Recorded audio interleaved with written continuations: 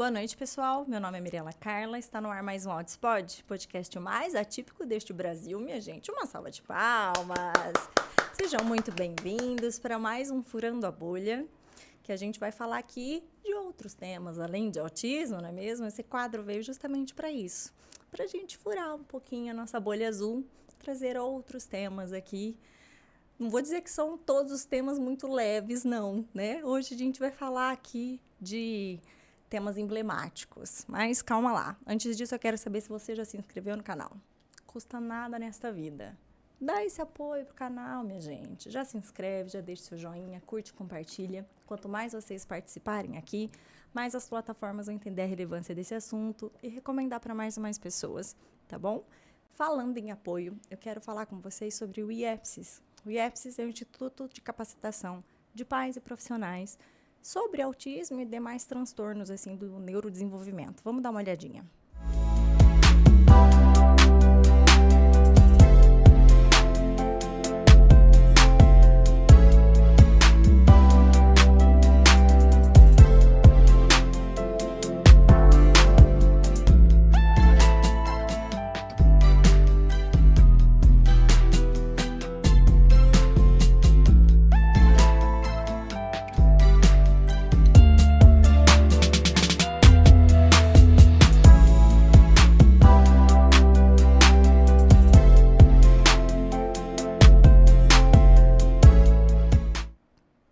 Pessoal, ao longo do nosso bate-papo vai ficar passando o QR Code aqui para vocês darem uma olhadinha ali na grade de cursos que tem, tá bem? Então vamos ao nosso bate-papo de hoje, gente. Bom, o que teria a ver aí, né, para a gente entender um pouquinho sobre o sobrenatural e a ciência, né? Tem algum ponto de convergência entre eles? O que um, sei lá, rebate totalmente o outro, né? Eu trouxe aqui ele, que é psicólogo, tá dentro desse campo de práticas baseadas em evidências, né? E foi para as pesquisas dessas áreas de sobrenaturais que, enfim, né? Ele que me contou que nasceu na cidade de Chico Xavier, que a gente sabe que emblemático, né? O grande Chico, que entre os espíritas aí, né? E uma religião muito grande. Então, a religião dentro da psicologia também, hoje, das práticas baseadas em evidências, também questiona isso, né? De saúde mental e religião, o quanto que um ajuda o outro, tem comprovação científica sobre isso, e do sobrenatural. E aí a gente pode estender para seitas, eventos paranormais, assim, tem muitas ramificações. Então, para conversar sobre esse tema, recebam com muito carinho o professor Leonardo Martins. Uma salva de palmas, seja muito bem-vindo! Obrigado. Obrigado pelo convite. Espero que vocês gostem do papo também. Esse papo dá pano para manga, né? Dá pra gente ficar uma semana falando Não, aqui. você sabe que até para apresentar fica difícil de resumir, porque realmente as ramificações são imensas. A gente tem que assim, se concentrar, porque dá para tricotar muito, né? Sim. A minha esposa não sabe dizer o que eu faço. Acontece às vezes dela falar de mim para amigos e ela começa a falar umas coisas muito estranhas e as pessoas não entendem, no fim das contas, o que eu faço. Nesse caso, ela pode só falar que é psicólogo, né? Deixa psicólogo. Mais simples. Que é pesquisador sobre o sobrenatural. Eventos sobrenaturais. Aí, realmente, eventos sobrenaturais. Quantas ramificações tem esse sobrenatural? Aí tem muitas. Isso, inclusive, causa muito estranhamento, porque tem áreas da psicologia que estudam essas coisas e são áreas muito parecidas, mas que não são idênticas. A gente tem, por exemplo, a que a gente chama de psicologia anomalística, é um termo que surgiu ali nos anos 80, até hoje existe.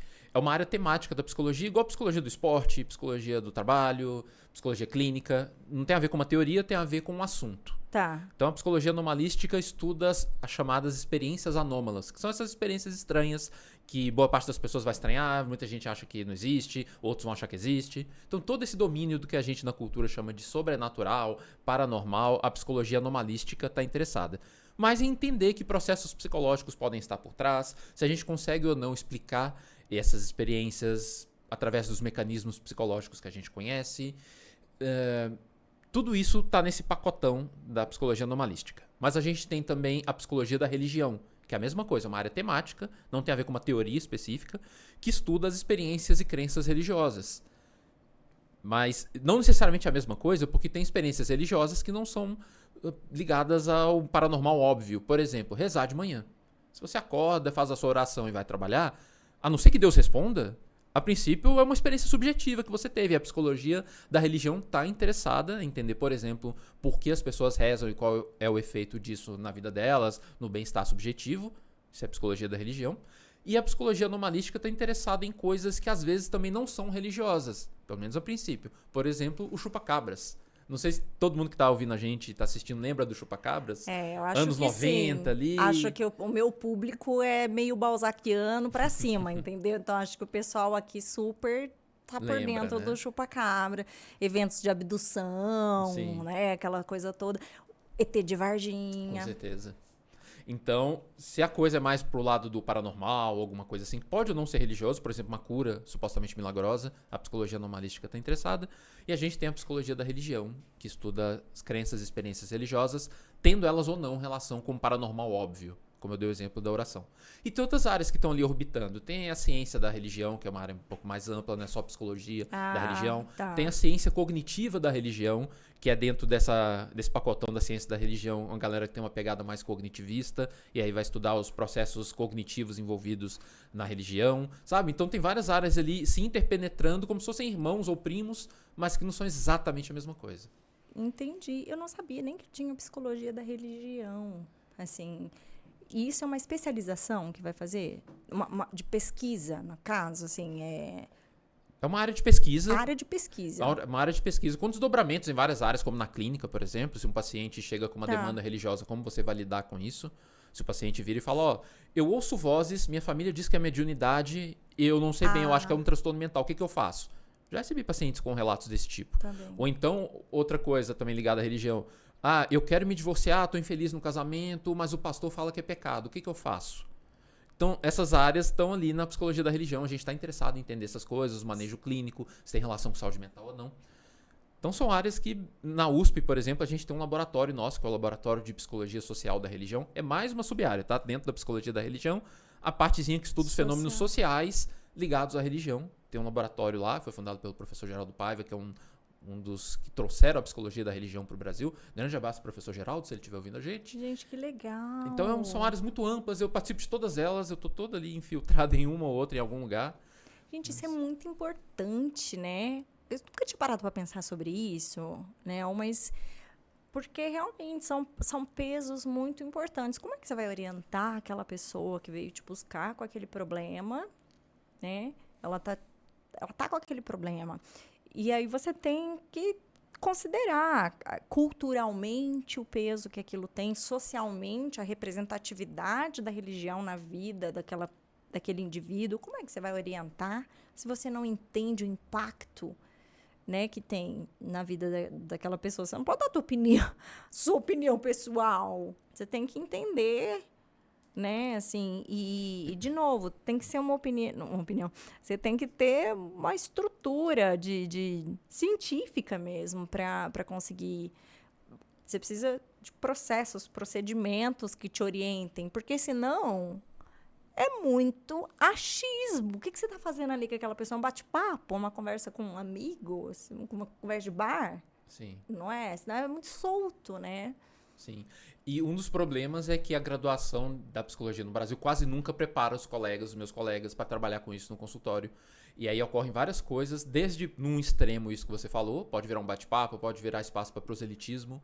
Então o psicólogo começa a falar das próprias crenças, o que é completamente antiético, está no código de ética da profissão, que você não pode ficar induzindo crenças nos pacientes. Ou cai num outro extremo, que é um mal entendido do código de ética, que é falar, olha, a gente não discute religião aqui. Terapia não é lugar de falar de religião. Os dois extremos estão equivocados, segundo o código de ética.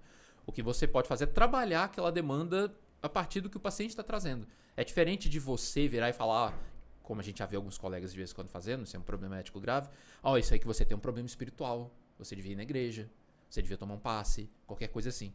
Independentemente disso ser verdade ou não. Não é nem esse o ponto. A psicologia, nesse O ponto ponto, não ela é esse, justamente. nesse ponto, a psicologia é agnóstica. Se Deus existe ou não existe, se o sobrenatural existe ou não, não interessa. A gente está trabalhando com processos psicológicos. Você veio me procurar como terapeuta, como psicólogo. E eu vou te trazer psicologia. Não vou te trazer proselitismo religioso e tal. Só que como os colegas não veem isso nas suas formações, quase nunca isso acontece, eles não sabem lidar. E aí acaba que tem esse mal entendido do código de ética. Muitos falam, olha, eu não falo disso. Inclusive, sei lá, 2 semanas atrás eu recebi um paciente por isso. Na minha terapia eu não tinha espaço, eu fazia terapia com uma outra pessoa, não tinha espaço para falar disso, ela não dava abertura e eu vi você dando entrevista em algum lugar e veio me procurar. Mas na verdade todos os psicólogos deveriam ter abertura para falar disso dentro do que o código de ética preconiza. Como que você pode não dar espaço para isso num país tão religioso quanto o nosso? Uhum. Então, tipo, é o cerne de quase todas as, sei lá, famílias. Assim, é difícil você pegar famílias que não enfrentam isso em alguma esfera. Pode não ser o problema central de todas as famílias, mas em alguma esfera você tem um contexto religioso. Da grande parte das famílias. Todos nós somos afetados de um jeito ou de outro. Porque mesmo não sendo religiosa, eu não sou uma pessoa religiosa, por exemplo, Sim. mas eu cresci numa família religiosa, até os 15 anos de idade eu queria ser Exato. padre. Então, você está afetado, não adianta. E isso pode afetar, inclusive, coisas que você internaliza, você absorve e não percebe ou não se lembra que foi dali. E aí você, por exemplo, fez alguma coisa na sua vida, carrega uma culpa gigantesca que muitas vezes tem um fundo religioso. Especificamente judaico-cristão, se a gente pensar no Brasil muitas vezes. E aí entender isso pode fazer parte de um processo de um perdão, um auto-perdão, alguma coisa assim, sabe? Então, tá lá. Muitas vezes vai estar lá, independentemente das suas crenças atuais. Nossa, olha, quanto mais eu tenho conversado com vocês, psicólogos, e entendido o quanto fora da graduação, né? Então, tem tido todas essas áreas de pesquisa e de estruturação da psicologia, mas eu tenho ficado feliz em saber, eu fico triste de ver o quanto ainda não é uma realidade para a maioria que está atendendo, não sei, pelo menos a impressão que eu tenho é que da demanda do que temos aí, do pessoal, não é o que a gente vê, da grande parte dos psicólogos que estão atuando por aí. Então, ainda só mesmo com a bagagem da graduação. Então, estão na boa vontade, estão com esse código de ética e estão sem procedimento, sem processos soltos na braquiária, sei lá. Né? E aí, isso não é ciência. Então, aí você não tem como medir nada. Se está bom, se está ruim, se melhorou. Você está no achismo. Parece que está melhor, parece que... Mas não tem procedimento. Eu já tive em psicólogos e eu não conseguia... o que eu achava, né? Antes, eu dizia assim, parece que não conectei com a pessoa. Não, hoje eu sei que não é que eu não conectei. A pessoa não tinha processo nenhum, não tinha procedimento. Não é que eu não sentia segurança na pessoa. A pessoa, ela não tinha processos. Ela estava ali só um bate-papo, assim. Então, ela não tinha uma ciência a me oferecer. Então, não é que eu não deu match. Não. Estava ali num bate-papo. Então, não. Sempre foi isso. Eu não conseguia dizer o que estava por trás. E hoje eu entendo. Então, meu marido, que é autista, ele é muito pragmático e muito... ele sempre quer... Ele precisa de coisas muito concretas. Então, um tratamento, qualquer coisa, você precisa explicar o que você está fazendo comigo. Então, eu preciso entender o que é isso, o que está sendo proposto, né? Me explica, porque sentar na minha frente, para eu me abrir, falar o quê? O que você quer ouvir de mim? Né? Assim, não faz muito sentido, nunca daria certo com ele. E uma das questões que ele sempre dizia, tipo assim, não acredito em psicólogo. Não era que eu não acredito, eu consigo entender o que ele quer dizer com isso. Tipo,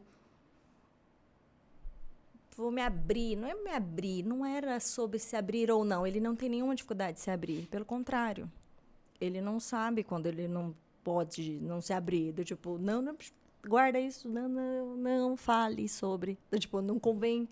Se o que você perguntar, ele vai falar, entendeu? Tipo, não tem filtro. A questão era que também ele não sentia isso, assim, não tô vendo um processo sobre um começo, meio e fim, onde que você quer me levar com isso e tal. E aí eu fico muito feliz de encontrar profissionais como você, como eu tenho encontrado. Falar, cara, que legal. Então tem, né? Tem a luz no fim do túnel. Assim como eu tenho encontrado no autismo, assim como eu tenho encontrado na área da educação, com práticas baseadas em evidência, quando a gente vai discutir sobre inclusão social, inclusão educacional, né? Enfim, só um desabafo. Podemos voltar ao assunto aqui, mas de ver essa questão toda estruturária de áreas de pesquisa, porque como é que, tipo assim, o código de ética, ele é só uma diretriz, mas ele é muito pouco para te estruturar, para atuar. Você tem que entender que aquilo é um alicerce, mas você tem que conjugar a leitura da realidade concreta daquele paciente particular com aquilo ali. Então você não pode induzir suas crenças. Sei lá, você tem uma filosofia de vida aqui, você é católico, espírita, evangélico, ateu, seja lá o que for, e você começar a pregar isso. Olha, o seu problema, se você for por esse caminho aqui, da minha crença vai resolver. Isso não pode, mesmo. É completamente diferente de você acolher, por um lado, receber isso. Olha, eu tô com essa questão, eu sempre fui da religião X, tô me sentindo angustiado por estar lá dentro, já que, por exemplo, eu fiz muita pesquisa e recebi alguns pacientes que vieram de seitas. Então, tive essa experiência horrível lá dentro e tal. Você acolher isso como um sofrimento legítimo e como um tema para a psicoterapia, mas aí encaixa naquilo que você disse. Por um lado, usar o que a gente sabe de pesquisa, usar o que a gente vem desenvolvendo de psicologia e de psicoterapia nas últimas décadas. Você pode fazer uma psicoterapia estruturada, que tem um objetivo definido, que tem sessões estruturadas e que mesmo assim seja humanizada. Que vai ter o acolhimento, vai ter tudo isso, ao mesmo tempo não está solto. Sabe? Aí o paciente tem essa percepção de como a coisa está andando, ele vê o efeito. Dependendo, por exemplo, da situação, a gente faz muito em caso de ansiedade, por exemplo, paciente com caso mais grave de ansiedade. A gente aplica algum instrumento psicológico, algum teste rápido, para não ocupar muito tempo da sessão também. E aí, a cada semana, você aplica aquele teste de novo. Depois que ele está alguns meses na terapia, algumas semanas, você vê lá, por exemplo, o gráfico caindo, mostrando que a ansiedade dele está diminuindo ao longo do tempo. Ou seja, a intervenção provavelmente está sendo efetiva. Então, dá para conjugar as duas coisas, esse acolhimento, essa amplitude de olhar, com uma psicoterapia mais rigorosa. O problema é a formação, muitas vezes, não capacitar o profissional para isso. Você consegue ter dados ali, então você sai do campo do achismo, né? E você consegue mostrar de forma estruturada, né? Sim. Você dizendo isso quer dizer, você falando da terra de Chico Xavier, e aí mediunidade, você tinha comentado. Bom, lá deve ser muito comum, acredito eu, de surgir esses casos. Você atendeu muitos casos de pessoas que tinham isso? Acho que eu tenho essa mediunidade. Não, acontece bastante, porque isso tem um contexto cultural, né? Então a gente está falando não de Uberaba, talvez alguém possa estar pensando que é porque ele se mudou para lá já adulto. Ele nasceu em Pedro Leopoldo, na região metropolitana de Belo Horizonte, onde eu também nasci. E tem muitos centros espíritas na cidade, como a gente sabe no Brasil inteiro tem. E por conta disso estar tão vivo na cultura, muitas pessoas que estão passando por alguma experiência, saudável ou não, aí vai depender do caso, ela fica, por força dela mesma, do contexto da família, achando que aquilo que ela está ouvindo, as vozes, por exemplo, que ela escuta, podem ser espíritos, ou pode ser algum transtorno mental, ela não sabe, ou pode ser só alguma coisa da cabeça dela, sem ser um transtorno. Então, sim, eu já recebi vários pacientes, não só lá, mas vários pacientes com esse tipo de queixa, querendo entender. E aí tem todo o processo do diagnóstico, que a gente chama de diagnóstico diferencial, que é separar mesmo o joio do trigo. É transtorno mental? Não é? Se for transtorno mental, qual é? E se não for, o que a gente faz com isso? Porque muitas vezes, se a pessoa tem essa experiência, mas não está gerando angústia nenhuma, tá tudo bem, o contexto cultural abraçou, deu um rótulo para aquilo, isso aqui é mediunidade e tal, fica tranquilo, e a pessoa realmente está tranquila, muitas vezes isso nem chega pra gente. Muitas vezes o que motiva a chegar é algum tipo de angústia relacionada, seja porque, por um lado, pode ser um transtorno mental, às vezes acontece, e aí não é só ouvir vozes, não é só ver coisas que os outros não veem, é também uma desorganização interna que muitas vezes acompanha o transtorno. Então as vozes são intrusivas, elas falam conteúdos negativos, a pessoa não consegue trabalhar direito, ela não consegue se relacionar direito. Aí quando começa a acumular esse tipo de evidência, que a coisa é desorganizadora e tudo mais, já começa a ter indícios de um transtorno mental que vai ser mais bem investigado para a gente chegar à conclusão se é mesmo. Ou, por outro lado, se não é, se a gente fazendo todo esse trabalho de diagnóstico, recolhe evidências de que não é, por mais que a pessoa ouça coisas que outras não estão ouvindo, ou veja coisas que os outros não estão vendo, isso não tem evidência de que é um transtorno mental. A terapia pode ajudar a pessoa a lidar com aquele tom de um jeito menos ansiogênico. Porque muitas vezes está ligado também a crenças que ela tem, de que aquilo pode ser um transtorno mental, então fica aquele estigma. Tá. Eu ouço isso, minha avó sempre escutou vozes, ela era médium, minha mãe sempre escutou vozes, agora tô eu aqui, mas será que isso é para valer mesmo, não é? Só essa dúvida muitas vezes pode ser ansiogênica e vai que, por alguma razão da história de vida daquela pessoa, ela não ficou 100% satisfeita com as explicações religiosas. E aí chega pra gente, a gente faz esse diagnóstico, dependendo se for o caso de concluir que não é, fala, não tem nenhuma evidência que isso tem a ver com transtorno mental. Tá? Independentemente se é algo sobrenatural para valer ou se é um produto da sua mente, em qualquer um desses dois casos, nada indica que seja um transtorno. Então a gente faz aquilo que a gente chama de psicoeducação, que é explicar por que não é transtorno mental, tentar clarear para a pessoa, junto com ela, estratégias que façam sentido para ela tocar o barco, continuar vivendo, ouvindo vozes e vendo coisas, sabe? Então vai depender de cada caso e desse diagnóstico e do manejo. Que eu tava até conversando com você em off, e acho legal a gente falar isso aqui também, né? Que o brasileiro, eu não sei se isso da nossa cultura apenas, né? Mas a gente tem muitas crendices, né? Assim,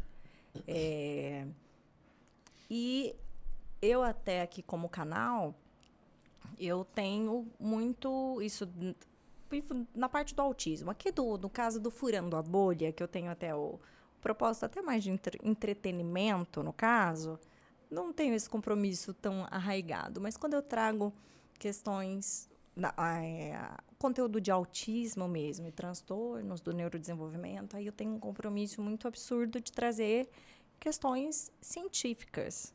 Porque a gente vê muita picaretagem, muita pseudociência, quando é entregue de uma forma assim, isso aqui é tratamento para autismo, né? Isso aqui é um tratamento, enfim, para as pessoas investirem ali dinheiro, disposição, saúde, enfim.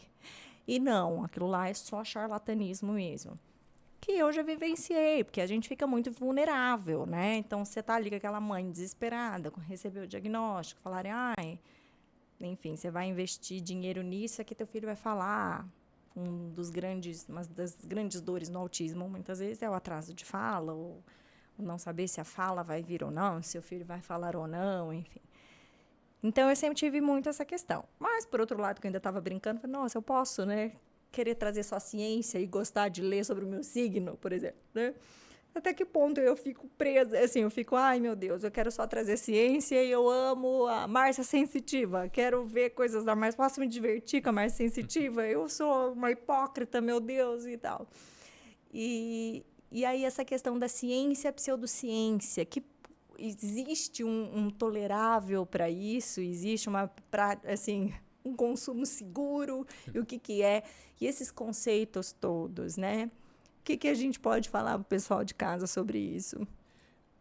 Vou começar pela parte mais angustiante, talvez, para você, depois eu vou amenizar. Vai. A princípio, pseudociência é sempre perigosa.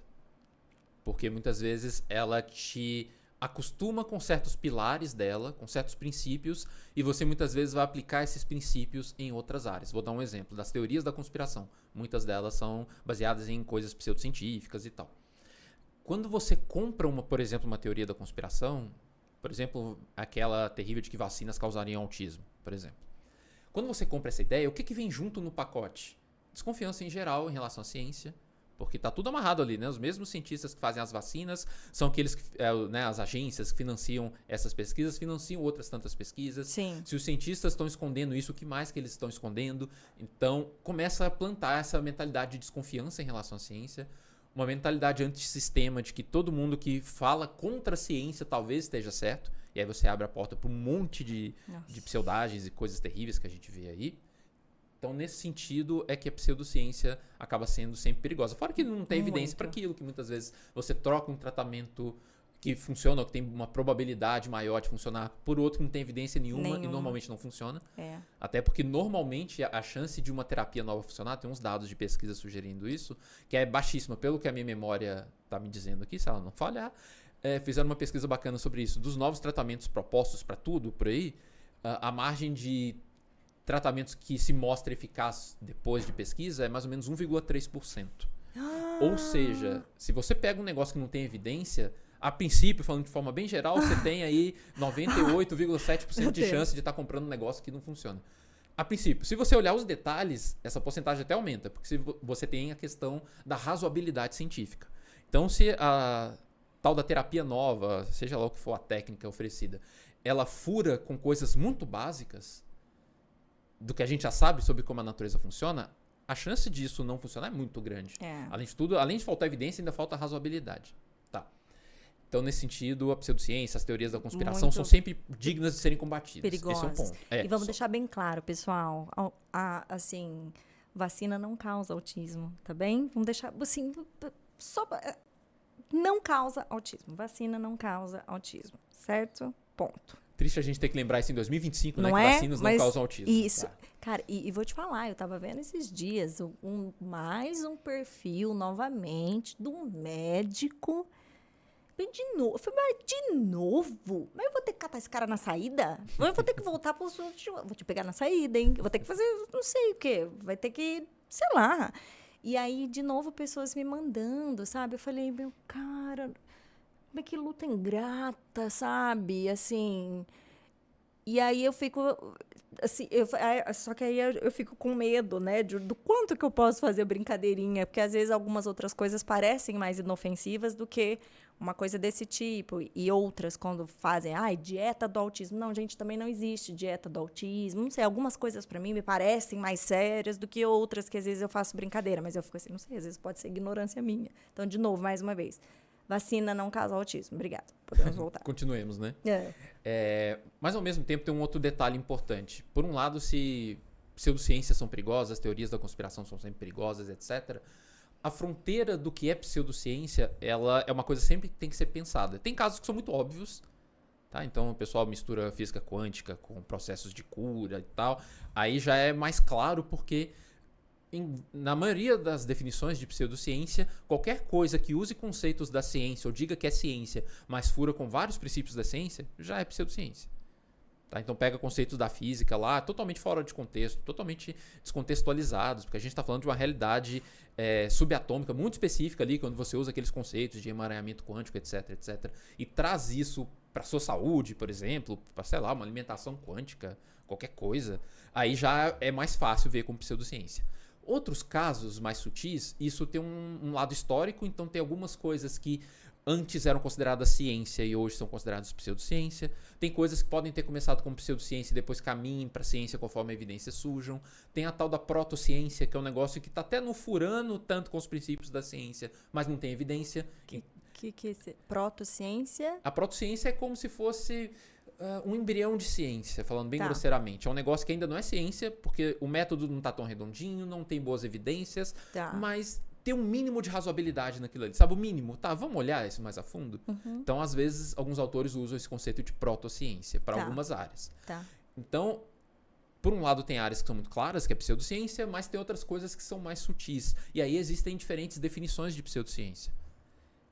E isso vai depender muito dos autores e tal. Então, tem definições que são muito amplas. Tem gente, eu discordo completamente, que considera que qualquer coisa que não seja ciência é pseudociência. Porque muitas coisas não têm a evidência que a ciência tem. Então, eles colocam nesse pacotão da pseudociência. Mas qual que é o problema disso? Um dos é que se você coloca tudo que não é ciência como pseudociência, arte pode virar pseudociência, religião, um monte de coisas, né? E são coisas que têm o seu lugar, têm uma função não só social, mas pessoal. Então, por exemplo, se você pinta um quadro e me fala, esse quadro é bonito e tal, eu achei bonito também. Essa minha afirmação, por esse critério, ela poderia ser pseudocientífica, porque você tem boas evidências de que esse quadro é bonito mesmo? Sabe, eu estou aqui fazendo uma definição caricata só para mostrar o quanto que o argumento levado ao extremo, ele acaba ruindo, mas mesmo assim muita gente usa essa definição muito ampla, né? Porque a arte não foi feita para você fazer uma amostra populacional, ver lá os scores de quantos por cento das pessoas gostou e de 0 a 10, o tanto que gostou do quadro para dizer se ele é bonito ou não. A arte foi feita para falar com a subjetividade de cada um e vai falar diferente e tal. Então a arte, por exemplo, não faz sentido você colocar esse rótulo tão pejorativo, que é justo que ele seja pejorativo, pseudociência, tem problemas, como a gente falou, mas pegar esses problemas e associar a coisas que a princípio não precisariam disso e não tem essa função, não pretendem ser ciência, não estão usando termos de ciência. Tá? Então a gente tem que tomar esse cuidado porque, por exemplo, em definições mais restritas, pseudociência é uma coisa que usa termos da ciência, diz que é ciência ou se intromete em campos que são explicitamente científicos sem usar os critérios da ciência. Aí tá, beleza, pseudociência tá mais claro. Mas se não faz isso, nessas definições mais restritas já não é mais pseudociência. Por exemplo, religião. Eu, por exemplo, estou entre aqueles que não consideram que, a princípio, religiões são pseudociências. A não ser que elas comecem, de novo, a enveredar para o campus da ciência. Aí a gente, sei lá, começar a entrar em criacionismo e coisas assim. Aí a gente já pode... Design inteligente. Aí a gente fica mais fácil de discutir o caráter pseudocientífico ou não daquilo. Fica mais fácil. Tipo terraplanismo. Por exemplo. E muitas vezes tem base religiosa. Muitas pessoas usam a Bíblia para justificar uma crença terraplanista e tal. Aí a gente já começa a definir mais fácil porque tem essa parte da definição, que é você enveredar por campos que são da ciência específicos, como, por exemplo, né, a geografia, né, a astronomia, a astrofísica, para explicar a realidade. Mas se você, sei lá, entende que existe um sobrenatural, existe um Deus todo-poderoso que te ajuda nos momentos difíceis, isso numa definição mais restrita não é pseudociência, porque a gente está falando de um outro campo. Sim. Né? É parecido com o que eu falei da arte. É um campo que quer conversar com outras instâncias suas. Sim, não tá invadindo essa questão científica, né? Pelo menos não necessariamente. É, por exemplo, o que mostram as pesquisas sobre a religião dos cientistas, que a gente falava em off. Tá. Nos anos 90, teve a pesquisa do professor Geraldo Paiva, que é aquele mesmo da USP que eu comentei, e que a gente replicou depois, sobre a religião dos cientistas. Será que os cientistas no dia a dia, os cientistas brasileiros das grandes universidades, têm religião? E como eles lidam com isso? Esse conflito imaginado que a gente tem entre religião e ciência. E o resultado que deu naquela época e depois também é que a maioria dos cientistas que tem religião não vê problema nisso. Tá tranquilo. Então eles separam tranquilamente. Ó, isso aqui é campo da ciência, eu sou do campo da geofísica, eu estudo aqui meus fenômenos e tal, eu sou do campo da meteorologia, da química, da psicologia, mas ao mesmo tempo eu tenho minha crença. Sou cristão. Então, por exemplo, teve astrofísico que falou pra gente coisas do tipo... Olha, existiu o Big Bang e tal, todas as evidências apontam, o universo expandiu daquele jeito, matéria escura, energia escura, tudo aquilo que a gente estuda em física, em astrofísica e tal. Mas eu acredito, ele falando, no fundo do meu coração, que foi Deus que fez assim. E tá tudo bem. Entende? Então, é possível haver uma conciliação entre essas coisas, isso é muito pessoal, vai depender do contexto. Tanto depende também do contexto que o professor Geraldo, aquele mesmo, eu tô citando ele toda hora, né? Tomara que ele assista, eu vou mandar pra ele depois o link. Nossa, então, eu tô curiosa pra conhecer esse professor Geraldo. Professor Geraldo Paiva, joguem aí no Google que vocês vão encontrar. Ele conta um caso muito interessante de um evento no exterior que ele foi. A gente sempre tá apresentando nossos trabalhos nos congressos lá fora e aqui no Brasil também. E ele conta que, ao apresentar um trabalho dessa pesquisa original sobre a religião dos cientistas, lá nos bastidores depois ele foi conversar com outros colegas de outros países, e aí os cientistas dos países de cultura muçulmana vieram conversar com ele e falaram, olha, não entendi qual é a proposta. Mas como assim você não entendeu? Você tem algum conflito entre religião e ciência? Eu entrevistei os cientistas e tal. Aí eles falam, mas por que tem conflito? Não tem conflito. Então parece que naquele contexto cultural não faz nem sentido você se perguntar se ciência e religião são conflitantes. Porque para eles tá totalmente emaranhado, eles estão tranquilos com isso, fazem boas pesquisas do mesmo jeito que a gente faz, só que culturalmente e individualmente eles elaboram tudo junto. O mundo é assim, porque Deus fez assim, mano. Tá bom. Entende? Então não é uma coisa obrigatória, depende de questões históricas, individuais, da forma como você levou na vida. Depende de quanto um campo está invadindo o outro e onde fica essa demarcação também é discutível. Tá? Então, essa coisa de pseudociência é muito fácil delimitar nos exemplos óbvios, mas tem tantos casos sutis que a discussão ela ainda acontece. Que ela ainda acontece. Ai, fico um pouco mais aliviada. Aí, nesse sentido, você pode ter as suas crenças, ao mesmo tempo estar preocupado com a prática baseada em evidências e tudo mais, mas também ter as suas crenças em outras áreas, se divertir com outras coisas. Você mesma falou aí da astrologia, né? Tem umas pesquisas mostrando que muita gente, não estou dizendo que é a maioria nem que é a minoria, porque eu não me lembro dessa parte do dado, mas que muita gente consome astrologia por diversão. É por diversão. Porque é legal, é divertido Exato, você encaixar ali no perfil, falar que o outro é assim porque ele é daquele jeito, que ele o tem... Mercúrio retrógrado que me Mercúrio deixou, retrógrado. que me fez brigar demais, meu mau humor, aquela coisa toda, enfim. Então, Mas é por diversão, sim, exato. então tem muita gente que leva muito a sério e tal, beleza.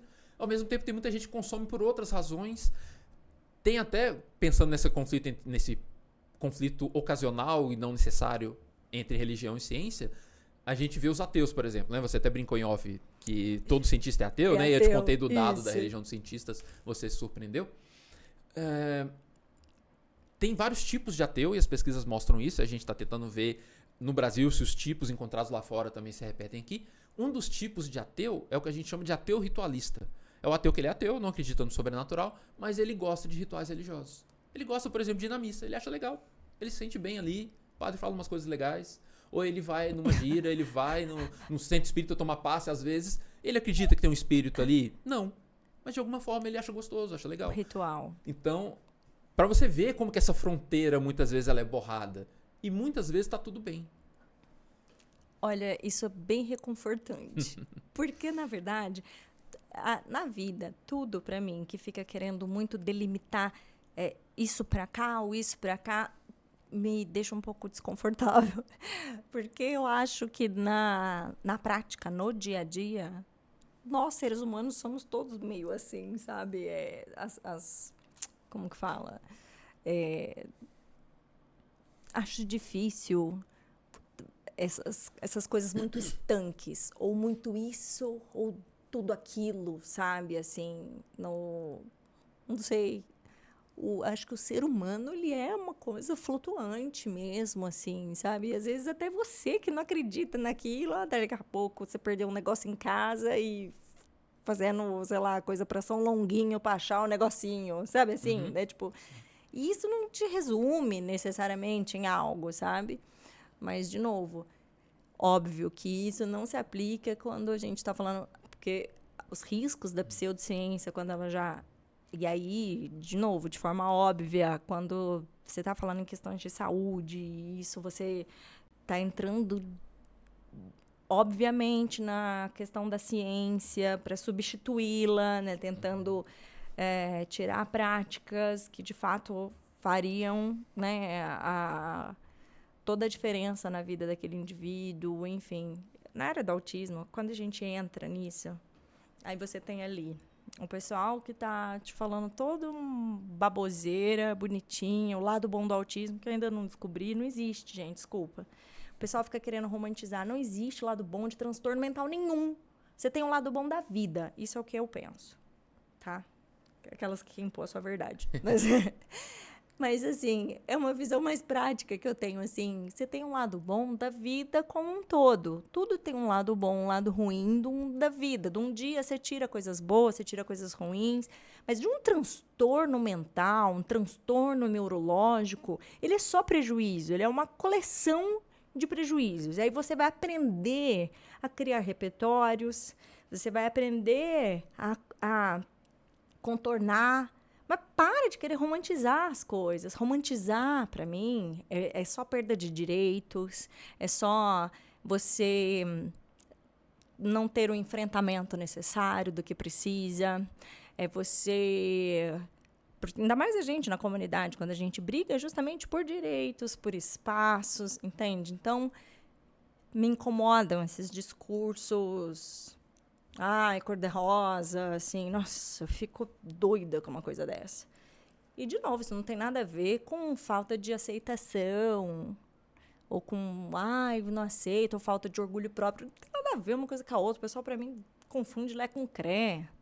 Tenho muito orgulho do meu filho, orgulho do meu marido, amo loucamente os dois, não tem nada a ver com isso. Mas, pra mim, as coisas têm que ser tratadas de uma forma prática. E, de novo, então, você entender as dificuldades que tem aquilo... E te dá clareza, porque aí é o que te dá a clareza para você pedir o que você precisa. Olha, eu preciso disso, de políticas públicas para tais coisas. Porque senão, se tá tudo bem, tá tudo bem. Estou aqui pedindo pelo quê? Estou num projeto social pelo quê? É só seguir a vida, ninguém precisa de nada, tá tudo ótimo, maravilhoso, não é mesmo? Tratamento para quê? Tá tudo incrível, bora seguir, né? Então, Eu me perdi. Que eu tava falando o quê? Acho que uma das coisas que a gente tá falando... Não sei nem que eu comecei a falar disso, gente. O que eu tava falando? Acho que uma das coisas que a gente tá falando é que o ser humano é complexo. Portanto, tudo isso coexiste. Todos esses diferentes impulsos. Você pode ser uma pessoa ateia e ir no ritual religioso. Você pode ter interesse em prática baseada em evidências e gostar de astrologia. Tá tudo acontecendo ao mesmo tempo. E é legal a gente compreender essa complexidade, porque senão a gente resume, né, no ser humano e tal. Tá. Ao mesmo tempo, isso não pode virar motivo pra passar pano pra coisas que são Isso, prejudiciais, absurdas e tal. Isso, Por isso que não vai ser difícil, porque por um lado a gente tem que reconhecer a complexidade, mas a gente não pode passar pano pra Isso. coisas que são equivocadas ou problemáticas. Né? Isso, exato. E eu queria dizer, quando a gente chega na comunidade, assim, então você tem um lado um pessoal que vai romantizar, não, lindo, incrível. E do outro lado, você tem o pessoal te falando a real e o Everest que você tem para escalar. Então, é dose. O Everest que você tem para escalar sem material e equipamento adequado. Tipo assim, não, só vem descalço, sem equipamento de proteção, bora, é aqui que nós estamos tentando aqui, sabe? É difícil pra caramba, né? Mas, de novo, assim, é a realidade. Então, quando a gente pensa em pseudociências que te mostram frufruzeira, né, em termos de tratamentos de saúde, que não tem questões estruturadas, que ficam com achismos ou coisa do tipo, não dá, engodo. Agora, no nosso íntimo, do dia a dia, e essas questões pessoais mesmo, do que te motivam e... Porque aí tem também a questão do que é tratamento e terapia e de efeitos terapêuticos que pode ter, por exemplo, uma ida à missa, não é? Sim. Não é terapia, mas te dá um efeito terapêutico de bem-estar. Sim. Como é que alguém pode discutir isso? É por isso... Acho que não foi uma pergunta retórica, né? Acho que foi uma afirmação que eu fiz, assim, não sei. não sei. Mas... Uma reflexão aqui. Pois é. Eu digo assim, como que pode diminuir a importância disso, Sim, né? sim. Então, reduzir isso. Não, a religião é pseudociência, mas reduzir o efeito para alguém que, por exemplo, que foi à missa ou participar daquela religião e do bem-estar que aquilo traz. A gente segue estudando isso e a gente vê que muitas vezes a religião, de fato, ela tem esses efeitos positivos, tem um pertencimento ao grupo, que a pessoa muitas vezes se sente acolhida ali, tem essa coisa do respaldo social, tem a significação da realidade que a religião propicia. Então, em vez de viver naquele caos, você não sabe bem o que vai acontecer, se está certo, se está errado, a religião ela te dá uma resposta e isso muitas vezes é confortante. Isso vale pro geral, tá? Tem um monte de pacientes que às vezes na clínica, ao receber um diagnóstico, você deve ter visto isso já acontecer com algumas pessoas. A pessoa, então é por isso, sabe? Na hora que vem um rótulo ali. Então, nós humanos temos alguma dificuldade em tolerar o caos. Então, na hora que chega uma resposta, seja da religião, seja da ciência ou de qualquer lugar, isso muitas vezes dá uma assentada. Não é terapia, como você disse, mas pode ter benefícios, tal como pode ter malefícios, dependendo. Então, já recebi pacientes que vieram de seitas. Falando, não, eu sofri abuso lá dentro, abuso econômico, abuso físico, um monte de coisa, estou cheio de trauma. No mesmo grupo que outras pessoas estão super bem e felizes, sabe? Então, isso vai depender do histórico, do caso específico, de predisposições, de um monte de coisa. Então, no fim das contas, talvez para dar uma costurada em tudo isso, se pseudociência a gente deve combater ou não, tudo isso acho que está amarrado com a ideia de que nós não estamos acabados. A nossa reflexão sobre a realidade complexa não está acabada. O nosso desafio sempre o tempo todo estar pensando a respeito da realidade. Então você é confrontado com uma coisa nova. Se você quiser realmente ter esse raciocínio sistemático e se preocupar em entender a realidade complexa, você sempre vai ter que estar se questionando quando surgir uma coisa nova. Não dá para se acomodar nesse sentido. Não dá. Assim, a gente tem que estar sempre questionando. Seres pensantes. E de novo, né, falando de complexidade, entra nos nossos assuntos paranormais, teorias da conspiração também. É a diferença entre negacionismo e ceticismo. Né? Porque muitos negacionistas vão dizer que eles são questionadores. O ser humano nunca pisou na lua, vacina não faz bem e tal. Porque eles estão questionando, não é para questionar? Vamos questionar. Só que aí tá aquela clássica Isso não é diferença. questionar. Tem várias pessoas falando dessa diferença clássica, né? O negacionista, ele questiona a despeito das evidências. Existem boas evidências e ele assim tá questionando. O cético, no bom sentido da palavra, não. Ele tá questionando justamente para obter boas evidências. Olha, a gente olhou isso direito E tem até uma atitude mais de perguntar do que de afirmar. Olha, isso foi bem pesquisado, a gente tá bem amparado para falar disso. O negacionista não. Muitas vezes é um questionamento que vem em forma de afirmação. Ó, isso não é verdade, é tudo mentira. A indústria farmacêutica, ou qualquer coisa, o homem não pisou na luta, tal. E existem boas evidências e ele está questionando apesar das boas evidências. Então tem essa diferença importante. Então é legal ser cético sem ser negacionista. Sem ser negacionista. Não, perfeito. E é uma ótima diferenciação de um do outro. Entre o não ser um idiota. Não seja idiota. Se vocês puderem evitar ser idiota, é bom. É bom estar evitando, no caso. Não passar vergonha alheia, né? Se possível, evitar. Se puder ajudar, mas atrapalhar também não, né? No caso.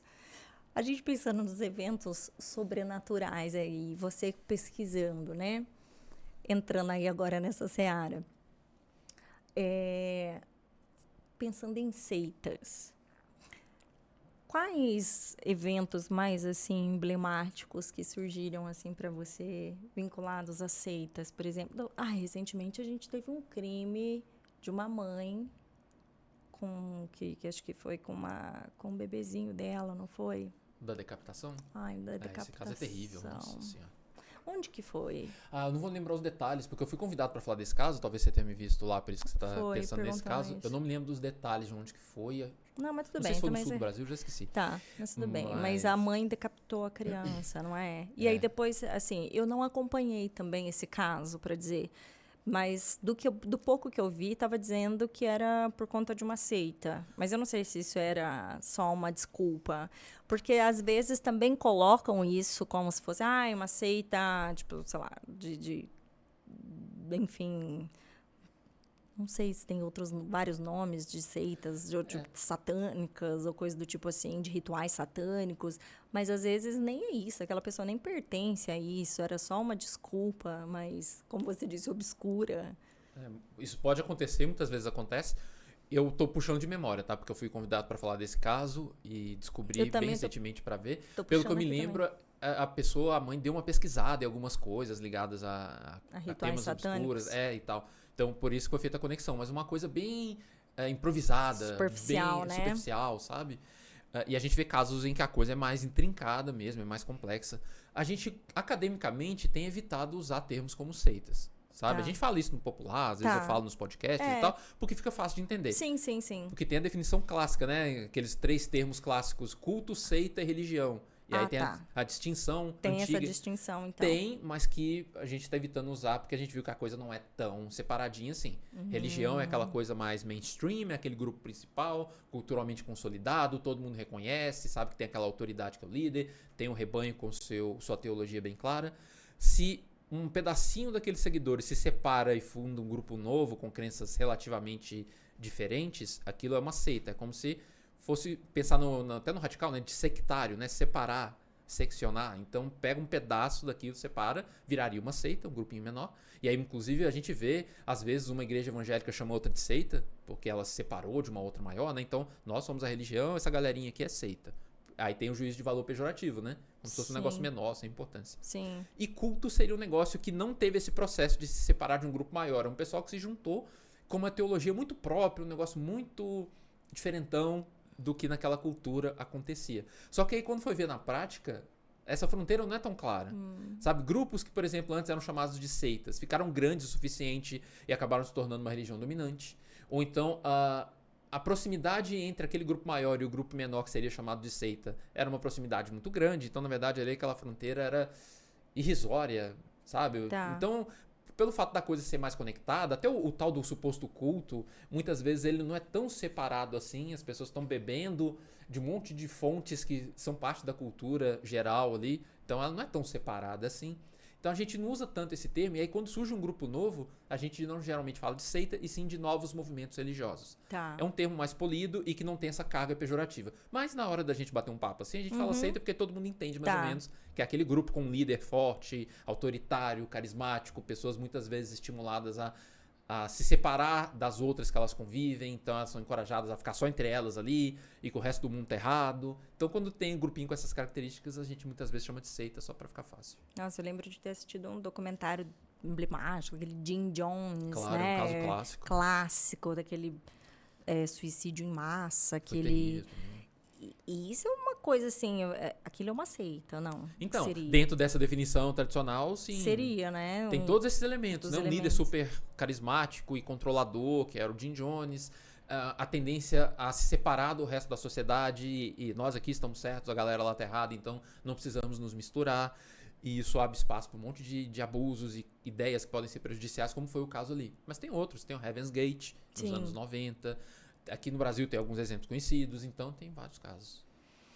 Recentemente, eu ouvi alguma... mas é difícil aqui, que eu tô só... Que teve alguma coisa de jovens também, que eu... Enfim, mas acho que deve acontecer muito mais do que Sim.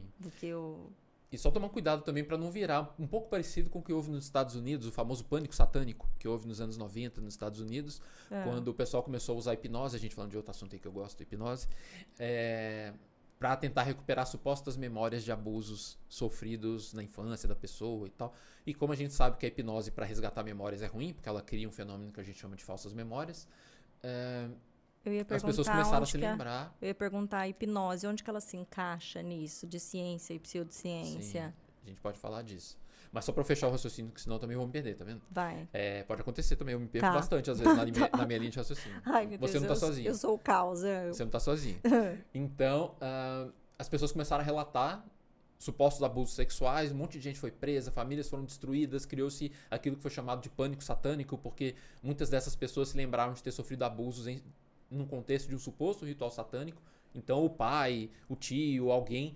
Por exemplo, a pessoa se lembrava dessa pessoa ter levado ela para um sótão. Chegou lá no sótão, tinha um monte de gente encapuzado, com umas velas e tal. E aí, nesse contexto, ela teria sido abusada sexualmente. Isso virou uma febre nos anos 90, foi um problemão. Famílias foram destruídas para começarem a aparecer com a investigação mais bem feita casos em que aquilo não poderia ter acontecido. Sabe? Então, por exemplo, sei lá, a pessoa falar que ela engravidou várias vezes do padrasto e o padrasto forçava um aborto. Faz de conta. Aí foram descobrir o padrasto era estéril. Então, assim, ou então o DNA inocentou a pessoa. E aí eles começaram a questionar. Falaram, essas memórias aí vindas com hipnose tá esquisito. Claro que abusos acontecem, tá, gente? Sim, sabemos disso. Sim. Mas naquele contexto específico Sim. do uso uma palavra difícil. Disseminado. O uso disseminado de hipnose para recuperar memórias. Isso começou a gerar esse problema das falsas memórias. Então, para não virar algo parecido com esse pânico satânico, a gente tem que tomar muito cuidado com a palavra seita, porque às vezes você coloca esse nome... A gente já assusta, a gente pensa em Jim Jones, pensa em Heaven's Gate, pensa em um monte de coisa. E muitas vezes não. Um exemplo simples também dos anos 90 muito conhecido, que não tem nada a ver com seita, mas as pessoas muitas vezes colocavam nesse balaio, foi o RPG. Né? Aquele jogo que eu joguei muito RPG na minha vida. Então, as cartinhas estão nesse universo. Eu não jogava de cartinha, mas enfim. Que é o Role Playing Game. É uma espécie de jogo em que é uma mistura com teatro, em que você assume papéis... Então você é um personagem X, você é um bardo, o outro lá é um guerreiro e não sei o que, vocês estão numa aventura e aí tem uma pessoa que conduz essa aventura jogando dados para definir se você vai ser bem sucedido ou não em abrir uma certa porta que tem uma armadilha na história que é narrada, a história é toda narrada como se fosse um faz de conta e ali é como se fosse um jogo de imaginação compartilhada, mas é uma coisa bem tranquila, inócua normalmente. Quem já assistiu, por exemplo, aquela série famosa The Big Bang Theory, os personagens jogavam RPG com muita frequência ali na mesa, as cartinhas lá, os dados, o Sheldon lá jogando. Aquilo é RPG normalmente. Mas aí teve uma reportagem na época por conta daquele caso que aconteceu lá em Ouro Preto e associaram com a morte lá da menina com um grupo de RPG, virou uma coisa enorme. Eu não lembro desse será caso. Será que isso é uma seita e tal? Então a gente tem que tomar muito cuidado com isso, porque aí você coloca no mesmo balaio coisas que não tem nada a ver, como RPG, por exemplo, que é um negócio muito legal normalmente. Entendi. Sim, a gente tem que ter muito cuidado mesmo, porque realmente o pessoal começa a propagar um monte de coisa e a gente vai misturando as informações. Sim. E às vezes a palavra pega aquela carga, né? Fala seita. Então você quer falar mal de um grupo, vai ser uma seita. Automaticamente a gente automático, já pensa mal, ruim, né? Sim. Inclusive as pesquisas mostram que, inclusive para a maioria das pessoas, as seitas, a princípio, pelo menos psicologicamente, não fazem tanto mal. Só da gente aqui nós estou falando de grupos que estão caracterizados como tal. Sectários, esse líder dominante, controlador e tal. Pelo menos uma grande parte das pessoas não experimentam malefícios psicológicos por estar lá dentro. Sim, não é isso em si. Pelo menos não necessariamente. Claro que acontece muito, mas ao mesmo tempo, para muitos casos, é mais tranquilo. Inclusive, essa ideia de que a pessoa, uma vez que ela cai na seita, ela vai ficar lá para sempre. Né? Como se tivessem feito uma lavagem cerebral e agora ela está presa lá dentro. muitas pesquisas mostram que por volta de uns 60%, estou puxando esse dado de cabeça, mas provavelmente por aí mesmo. Por volta de 60% das pessoas que estão dentro desses grupos saem espontaneamente. Uma hora ela fala, não está fazendo mais sentido para mim, não estou acreditando muito nisso, e a pessoa sai. Claro que dependendo do grupo, das características desse líder e das questões sociais que rolam ali dentro, acontecem pressões. Se você sair, você vai se dar mal, você vai pro inferno, ou qualquer outra coisa assim. Às vezes rola uma pressão mais concreta. Algumas pessoas já chegaram e me falaram, olha, Léo, eu sempre tive medo de sair, porque eles falaram que se eu saísse, eles iam vir atrás de mim. Existe isso, existe. Mas não é todo o grupo. A gente não pode dizer nem que é a maioria, porque teria que fazer uma pesquisa, de novo, né, basear em evidências. Cadê a evidência de que a maioria desses grupos tem ameaça concreta, assim? Sim, então, é um fenômeno muito complexo. É por essas e outras que a gente tenta não usar a palavra seita. Sim, sim. Você não tem um rastreio sobre para você trazer números, né? Você tem... Pelo menos não sobre tudo isso. Para algumas coisas, igual eu falei, até tem, mas para muita coisa a gente não tem. Não. E quando a gente... Isso de paranormalidades, né? Então, teve isso de mediunidade. Então, no caso que se as pessoas alegarem isso, então você vai fazer esse diagnóstico diferencial. Se for na clínica, né? Se for em clínica. Na pesquisa, a gente mexe muito com o estudo sobre mediunidade. Para entender, por exemplo, como o cérebro de um médium funciona. Isso é muito legal. Você coloca lá aqueles monitoramentos. Exames de imagem. Sim, você coloca lá os eletrodos na cabeça da pessoa para ver as ondas cerebrais, enquanto ela está incorporada ou psicografando. Tem um monte de estudos interessantes. Em várias dessas áreas a gente vê como, por exemplo, né, me lembrei desse caso agora, uma pesquisa muito bacana que eles fizeram monitorando o fluxo sanguíneo no cérebro de médiums durante o processo de psicografia. E o que eles viram? Eles separaram em dois grupos, médiums experientes, e aí eu não lembro, mas era tipo, sei lá, mais de 30 anos que psicografa e tal, incorpora, etc. E médiums inexperientes, um médium que é novato. E aí, essas duas pessoas, esses dois grupos, psicografando, e eles viam o funcionamento cerebral. E eles viram que é muito diferente. Enquanto no médium inexperiente, uma área que era muito ativa era o córtex pré-frontal, que é esse aqui, fica bem aqui nessa parte da curva da testa aqui, no início da cabeça, é uma área ligada mais com julgamento, com avaliação, com você fazer um esforço concreto e consciente para fazer um negócio e avaliar se está bem feito ou não. Planejamento, então, córtex pré-frontal é essa área, e nos médiums inexperientes, essa área ficou muito ativada, mais ativada do que o normal, do que o esperado. Ficou bastante ativada. O que sugere que quando a pessoa é inexperiente, ela, independentemente dela fazer isso com boa ou má intenção, não é nem esse o ponto, mas ela está fazendo um esforço concreto para fazer ali, ela está bastante cérebro consciente. Está ativo, está trabalhando, ela está conscientemente. Consciente. Ela está vendo o que ela está escrevendo, ela está se concentrando ali para fazer um negócio legal. Enquanto que os médiums experientes, pelo menos nas amostras estudadas, também não dá pra gente generalizar para todos, porque tem que ver que grupo que eles faziam parte, que tipo de centro espírita que era, tudo isso entra em jogo. Para esses médiums experientes, o córtex pré-frontal ele ficava hipoativado, ou seja, ele ficava ativado abaixo do limiar que chama atenção ali no equipamento, no fluxo sanguíneo. Então, enquanto o córtex motor, por exemplo, estava bastante ativo, que é a parte que vai controlar o braço mesmo para ele escrever.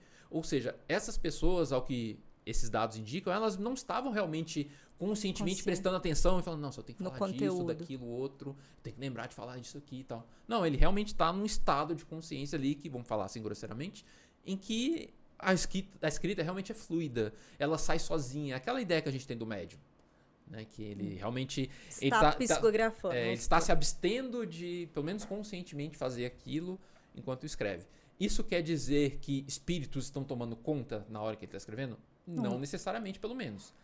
Tá? Então o pessoal vai dar essa interpretação, por exemplo, num contexto mais religioso, falar, na hora que você tira essa consciência, você só deixa a motricidade funcionando, aquele conteúdo então é um espírito que está ditando, já que o cara não está conscientemente fazendo.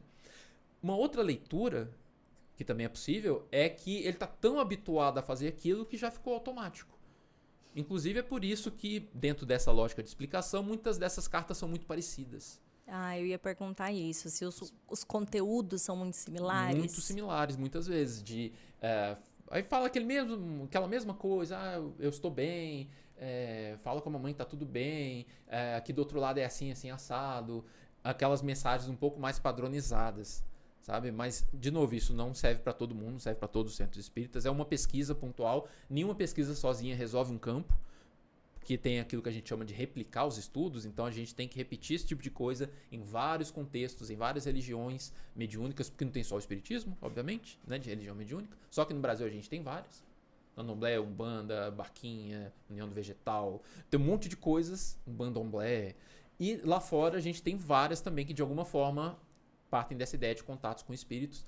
E aí é legal ter uns estudos legais, por exemplo, comparando o conteúdo de cartas mediúnicas em países diferentes, com religiões muito diferentes. Isso é muito revelador. Tem um estudo que comparou cartas brasileiras com cartas, eu não lembro se era na Irlanda, mas eu sei que era no norte da Europa, era mais lá pra cima. E o que eles viram? Que enquanto aqui as cartas mediúnicas tipicamente falavam da realidade que o espiritismo apregou, que é o esperado, né? Então, falando de reencarnação, falando do nosso lar, dessa lógica, né, que faz parte da nossa cultura e faz sentido aqui. As cartas mediúnicas de lá, escritas no mesmo processo, falam de uma realidade coerente com a religião de lá, com o protestantismo e tal. Então não falava de reencarnação, falava de ressurreição da alma, falava de vida eterna por lá, que a gente não voltava.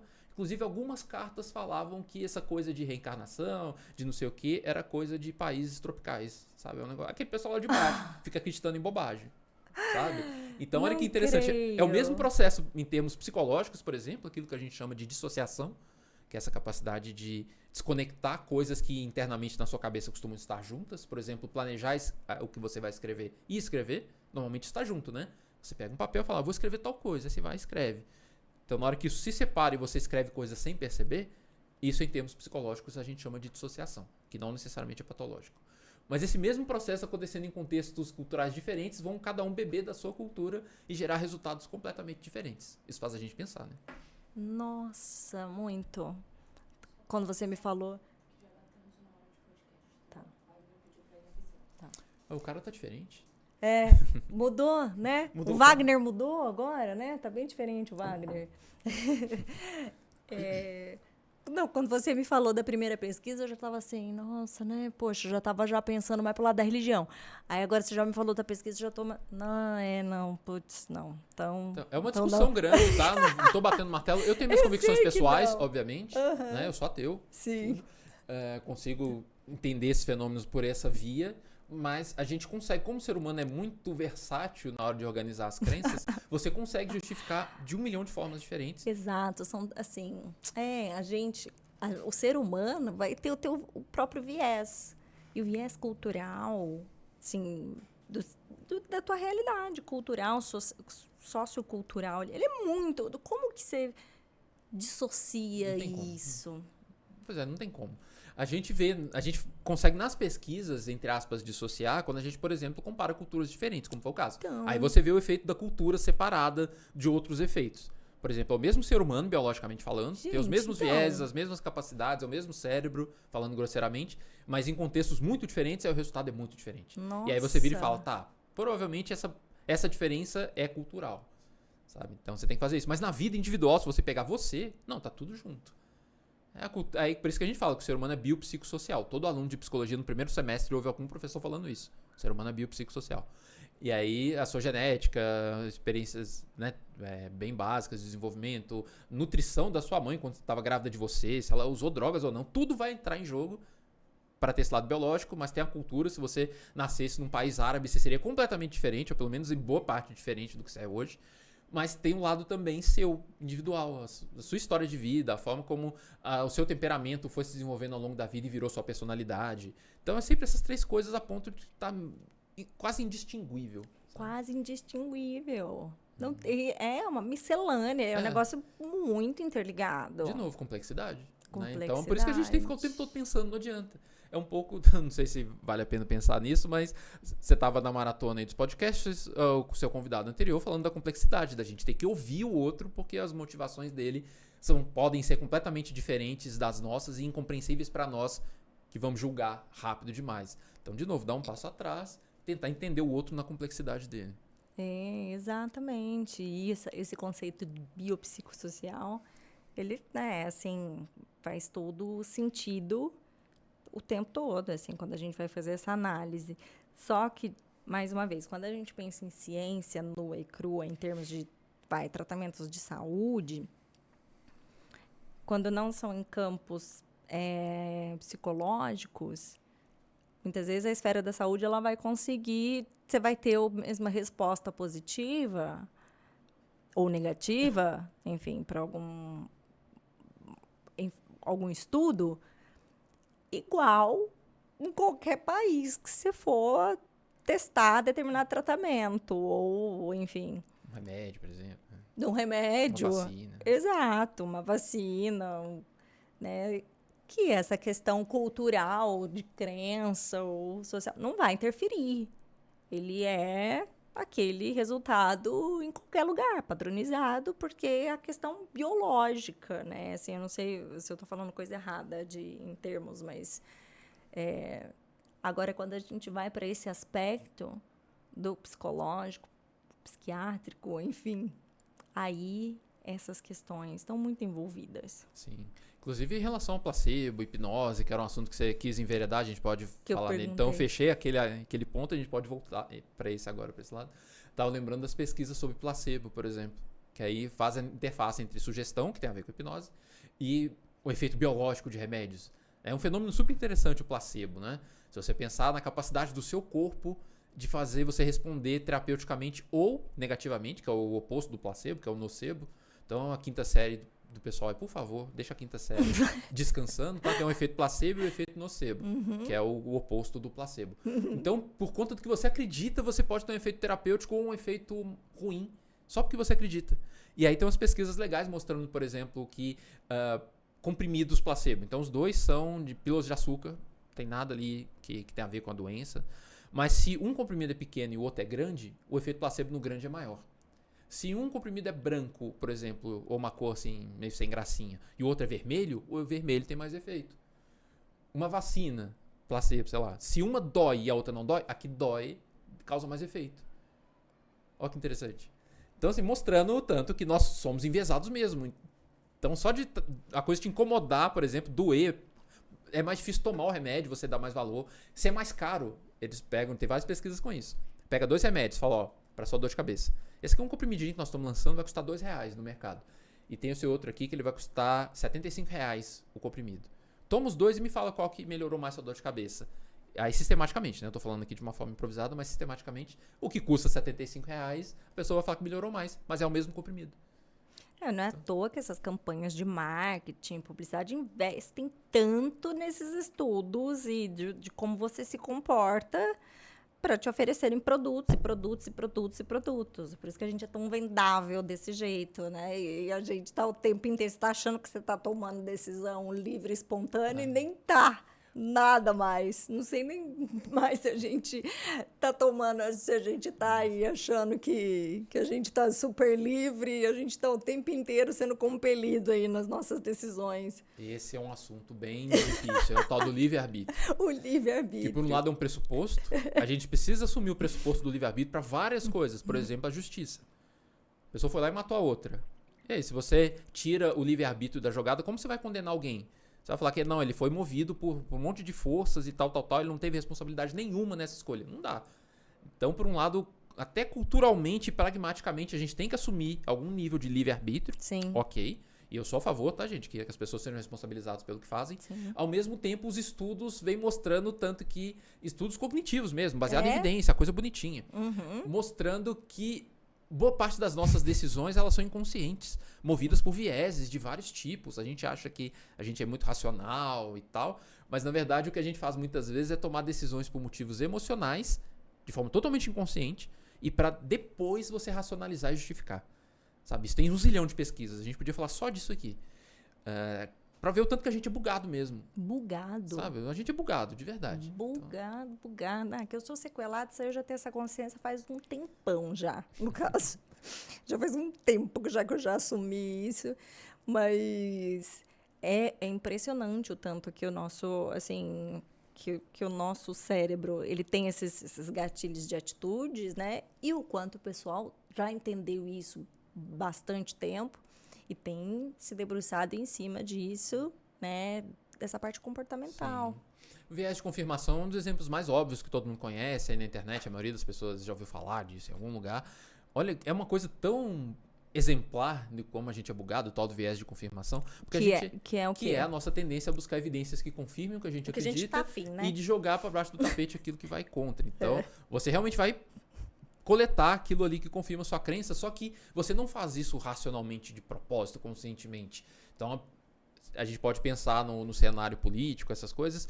Se um político A e o político B fazem um discurso, você estava lá junto com uma outra pessoa do seu lado, vocês dois viram o mesmo discurso.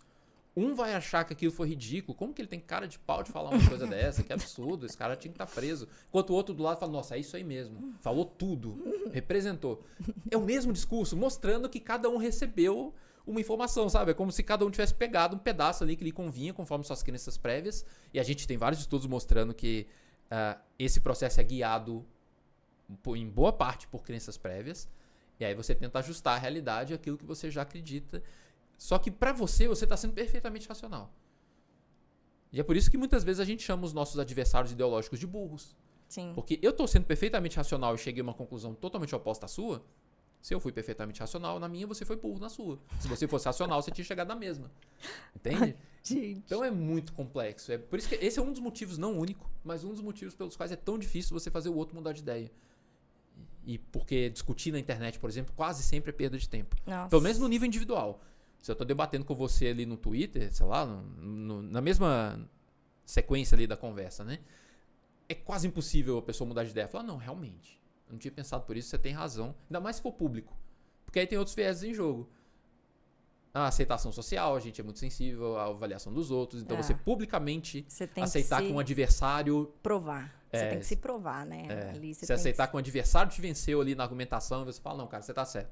É isso mesmo. Pode acontecer? Pode, porque a gente não é autômato, não somos robôs biológicos. Tem uma margem ali de manobra, mas essa margem também é complexa, também está sujeita a vieses e tudo isso. Então é muito complexo. É um dos motivos de eu estudar psicologia, estudar coisas paranormais, é por isso, porque quando você estuda relatos paranormais, por exemplo, esses vieses eles aparecem muito. Muito mesmo. Sonhos premonitórios, para dar um exemplo. A pessoa sonha que ela... Caso real, tá? Tô lembrando de um caso real. A pessoa me falou que ela sonhou que um corvo bateu na janela do quarto dela. Então aquele corvo ficou ali bicando, batendo as asas, ela abriu a janela, o corvo entrou, voou pela casa e pousou na cama da avó dela. Ok. Aí ela acordou. Que sonho estranho, né? Dali, pouco tempo depois, a avó faleceu.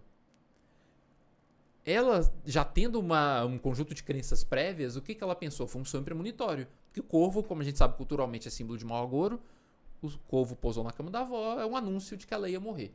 Outras pessoas que ouviram a mesma história, inclusive do convívio dela, falam, não, isso é só uma coincidência, nada demais. Porque ela tinha uma crença contrária, de que não existem essas coisas e tal. Então, não. Por um lado, esse corvo poderia ter pousado em qualquer lugar no sonho, você poderia ter sonhado com outra ave, mas também a sua avó já estava doente. Então, mesmo que tenha tido essa carga simbólica e que isso inconscientemente tenha sido pesado, na hora que o seu inconsciente escolheu sonhar com um corvo, batendo na janela e pousando na cama da avó, se a sua avó já está doente há um tempo, de cama há um tempo, você já está trabalhando internamente com a ideia dela morrer. Então, na verdade, não foi uma premonição nesse sentido, foi só o óbvio, sabe? Você sonhar com a morte dela.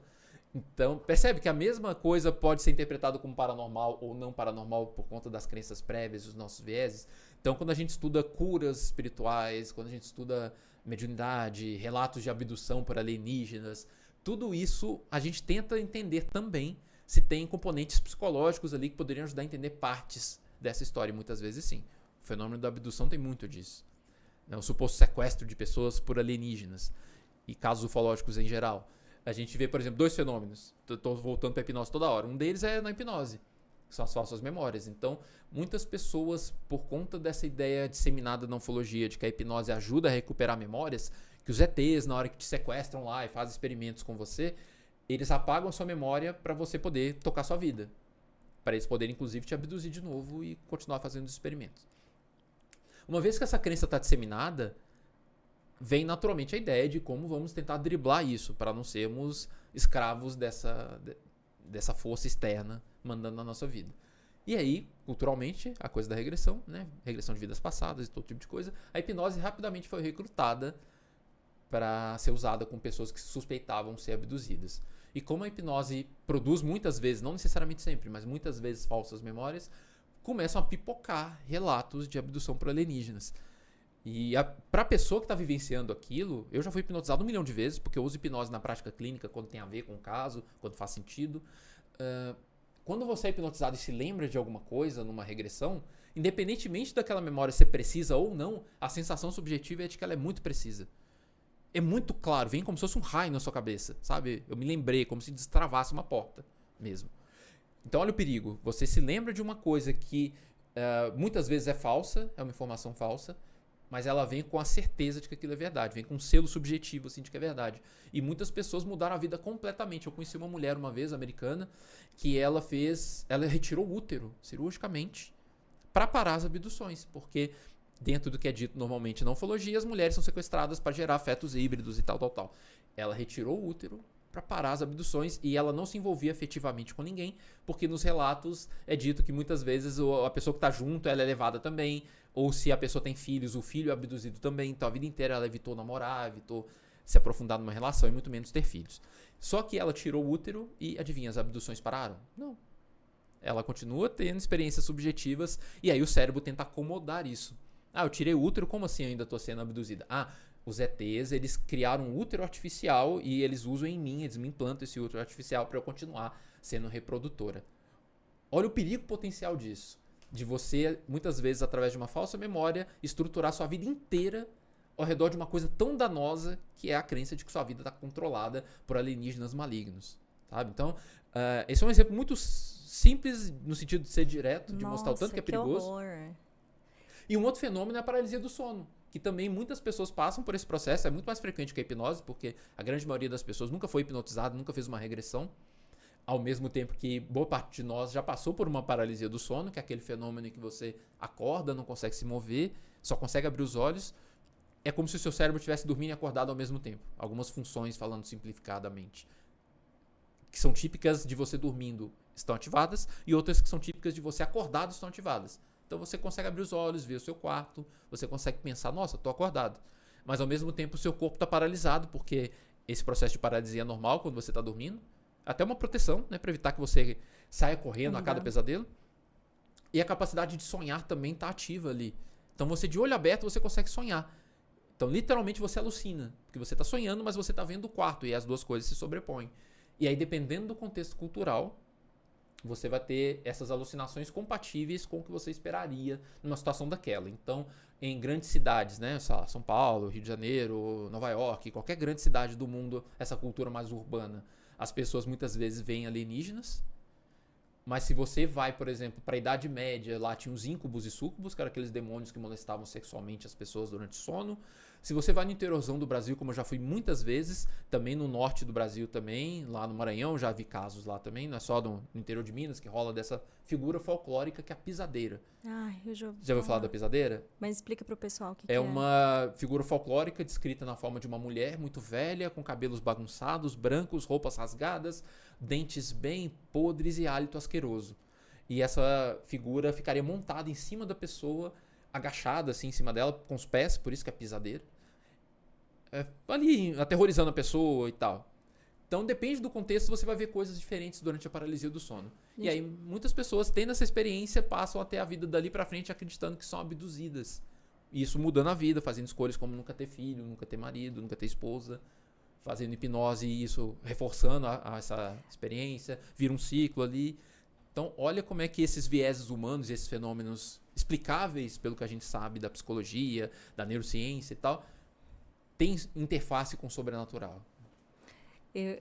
Isso da pisadeira, eu li para meu filho esses tempos no folclore mesmo, assim, vendo criaturas folclóricas para ele. Por isso que estava na minha memória isso da pisadeira.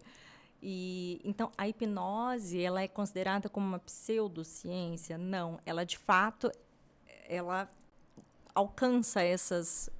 Como que ela é considerada? A gente tem que separar as coisas. Existem usos pseudocientíficos da hipnose. Tá bem. Então, usar a hipnose, por exemplo, para recuperar memórias de vidas passadas ou de abdução por alienígenas se aproxima daquela definição de pseudociência que a maioria dos autores assume. Porque você está enveredando para um discurso aparentemente científico, psicológico, de justificar que aquilo ali desbloqueia memórias como se a sua cabeça fosse igual Divertidamente. tivesse lá as memórias guardadinhas, Tá. lembra as As bolas lá? bolinhas. Então, como se fosse aquilo que a hipnose Você vai abre acessar. você vai e acessa. Só que o seu cérebro não guarda memórias daquele jeito. Não tem lugar para guardar a memória. Sabe? É um processo de reativação de redes de neurônios ali. Inclusive, isso ajuda a entender porque que toda vez que você se lembra de alguma coisa, na verdade, o que o seu cérebro faz é recriar aquela cena. Toda vez que você pensa no seu aniversário de 15 anos, o que seu cérebro está fazendo é recriar a cena na sua cabeça, reativando certos conjuntos de neurônios. Mas isso abre espaço para todo tipo de mudança, porque sua rede neuronal pode ter mudado, alguns neurônios morreram, outras sinapses foram criadas ali. Então, a memória está sempre sendo reeditada, está sempre sendo modificada. Então, dependendo do uso, a hipnose pode ser pseudocientífica, sim, mas ela em si não é, porque basicamente hipnose é comunicação. Eu poderia te hipnotizar aqui agora, só falando coisas com você, porque hipnose é só comunicação usando de uma capacidade humana básica, que é a sugestionabilidade. Todos nós somos sugestionáveis em algum nível, tem testes psicológicos que medem isso, escalas de sugestionabilidade, e aí pessoas são muito, outras são mais ou menos, outras são pouco. E aí, nesse processo de comunicação aqui, eu posso usar isso para induzir você a ter certas experiências. Por exemplo, relaxamento. E você vai embora, provavelmente você vai relaxar e tal. Teve uma vez que eu tinha um certo ator aí, ele estava fazendo uma oficina e ele queria entender como é que era a hipnose, porque fazia parte lá da história lá que ele ia atuar, né? E aí o diretor me chamou para fazer uma hipnose com os atores e tal. E aí ele perguntou, ele nunca tinha sido hipnotizado, ele perguntou como que é. Eu falei, não, é bem tranquilo, a gente só vai conversar aqui e eu vou falar coisas como se você tá sentindo seus olhos mais pesados, seu corpo mais relaxado. E eu explicando, ele começou a fazer isso. Ele começou a ir embora. Então, isso já é um caso de uma sugestionabilidade alta. Então, eu só peguei carona. Como eu vi que ele já tava ficando hipnotizado, eu fui embora, eu continuei. Né? Falei, não, agora, seu quadril cada vez mais encaixado, seu corpo relaxado, a respiração profunda e tal. Você vai se sentir cada vez mais relaxado. Eu fui embora, continuei fazendo, né? E ele foi sendo hipnotizado. Outras pessoas podem ter muita dificuldade por vários motivos dessa hipnotizabilidade e essa sugestionabilidade serem baixas. Isso tem a ver com acreditar ou não? Isso pode Cansaço afetar. ou não? Sim. A mãe cansada? A mãe cansada? Tudo pode afetar. Já teve gente que eu hipnotizei uma vez que a pessoa dormiu.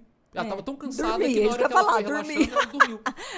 E aí eu não sabia que ela tava de olhos fechados, deitada, eu não sabia se ela tava hipnotizada ou dormindo. Eu só descobri porque depois eu falei, ó, eu vou contar de 10 até 1, quando chegar no 1 você vai abrir os olhos, tal. Cheguei no 1, no 0, a pessoa continuou. Depois tava aí eu fui dormiu. olhar, não, tá dormindo. Dormiu.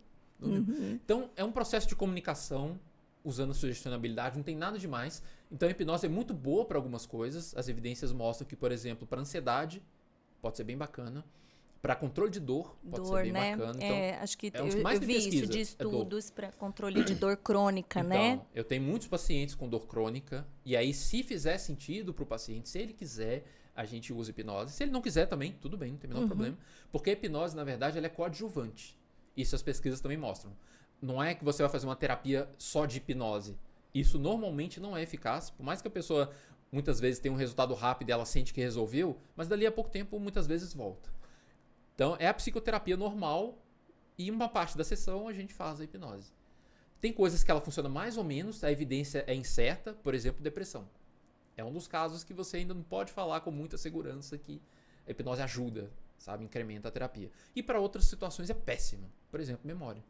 Então, você querer lembrar de uma coisa usando hipnose, você tem uma grande chance, não é garantido que isso vai acontecer, mas você tem uma grande chance de comprar falsa memória, como sendo uma coisa verdadeira. Você disse que você já foi hipnotizado várias vezes. E aí,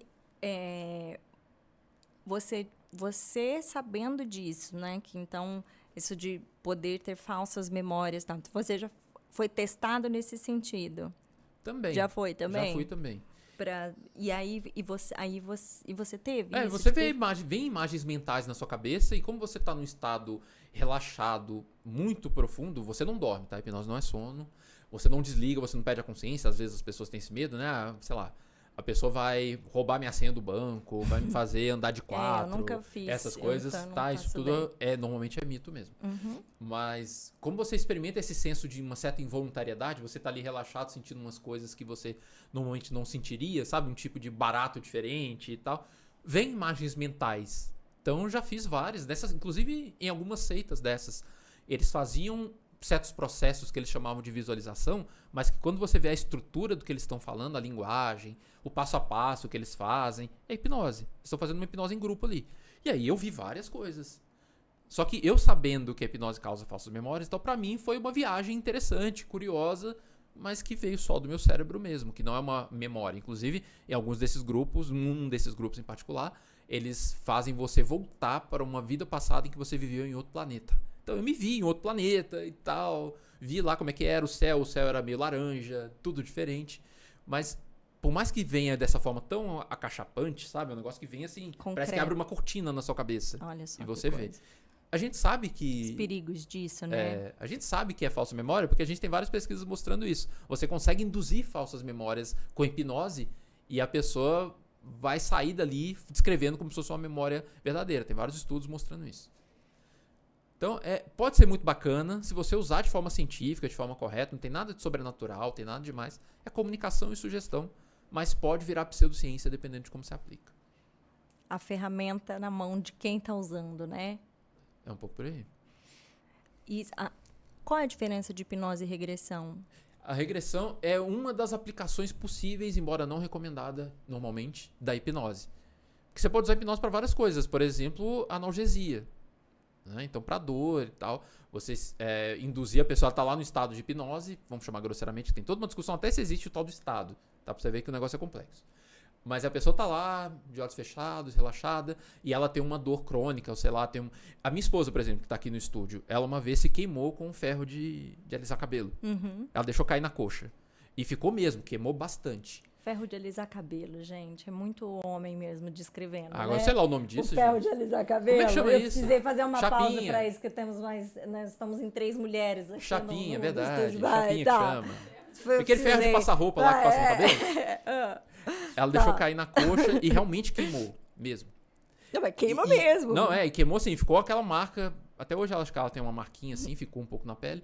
Mas é uma dor, ela ficou incomodadíssima. Falou, não vou conseguir dormir. Eu não vou conseguir dormir com esse negócio aqui me incomodando. Eu hipnotizei ela.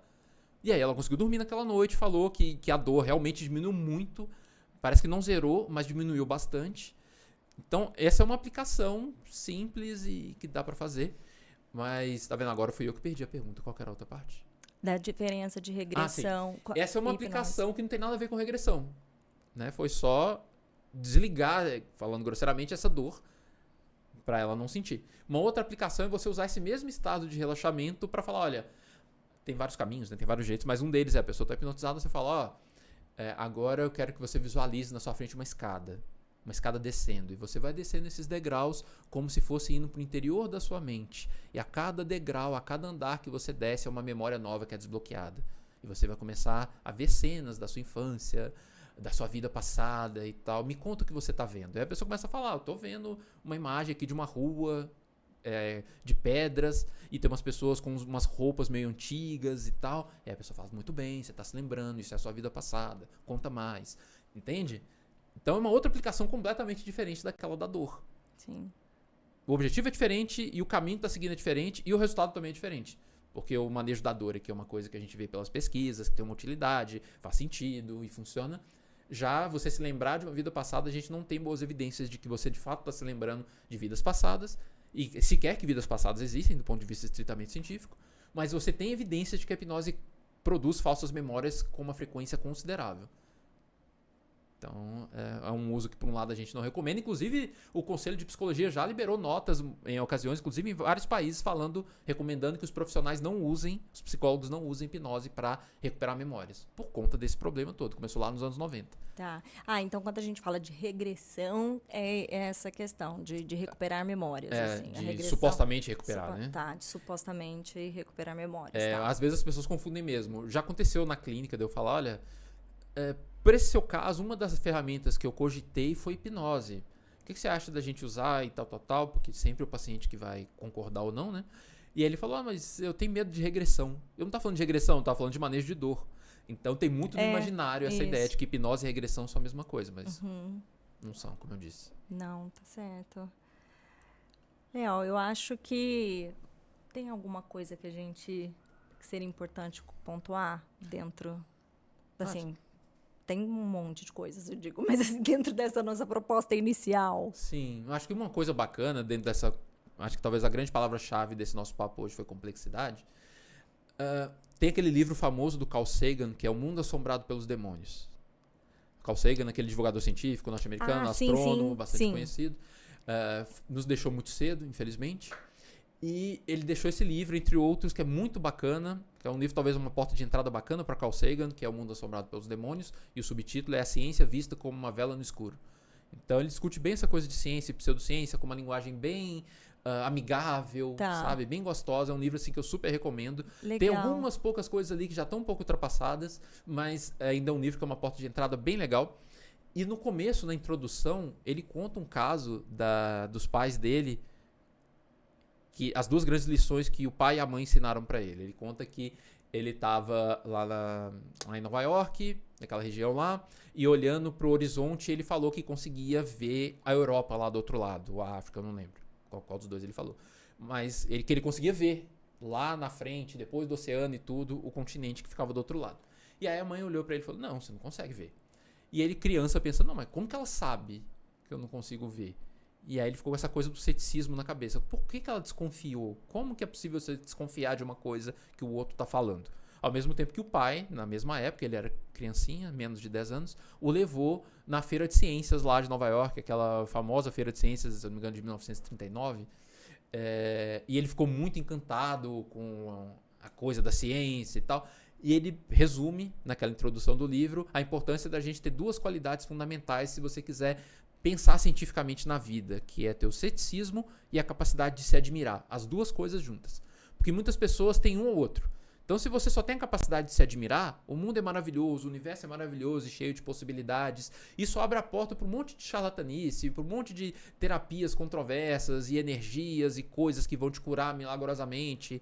Faça a minha sessão aqui, R$2.000 que eu cobro a consulta, mas em 15 minutos você sai curado, sabe? Então, por um lado, você estar com a mente aberta é importante para se abrir para as novidades. Inclusive, a ciência trabalha muito com isso. Afinal, a gente não faria pesquisa se não estivesse procurando algo novo. Sim. Inclusive coisas muito heterodoxas, que a gente nem chegou a falar aqui. De uns experimentos parapsicológicos muito esquisitos. Ao mesmo tempo, é importante ter esse ceticismo, que é essa postura não de negar. Eu falei antes, né, da diferença entre ser cético e ser negacionista. O ceticismo de verdade é falar, olha, tá, isso aí que você está falando é interessante, mas você tem evidência para isso? Me mostra um pouco as evidências. Como que eu vou acreditar que a explicação é essa mesmo e não outra? Você testou outras possibilidades? Então, esse equilíbrio entre ceticismo e admiração, por um lado te protege e por outro mantém a sua mente aberta para as maravilhas da realidade, sem você ficar alienado só naquilo que você acredita. Então, dentro do possível, 2 conselhos. Seja cético e com a mente aberta ao mesmo tempo, e 2, leia O Mundo Assombrado pelos Demônios, do Carl Sagan. Perfeito, é isso mesmo. Pra gente não ser estagnado, né? Mas, de alguma forma, a gente se proteger também, né, gente? Se blindar.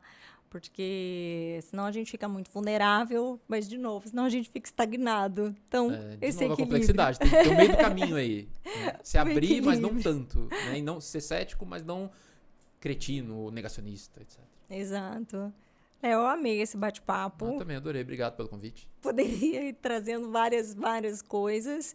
E se der certo, eu gostaria que você voltasse, porque tem muitos outros temas aí que a gente poderia trazer aqui pro canal para enriquecer.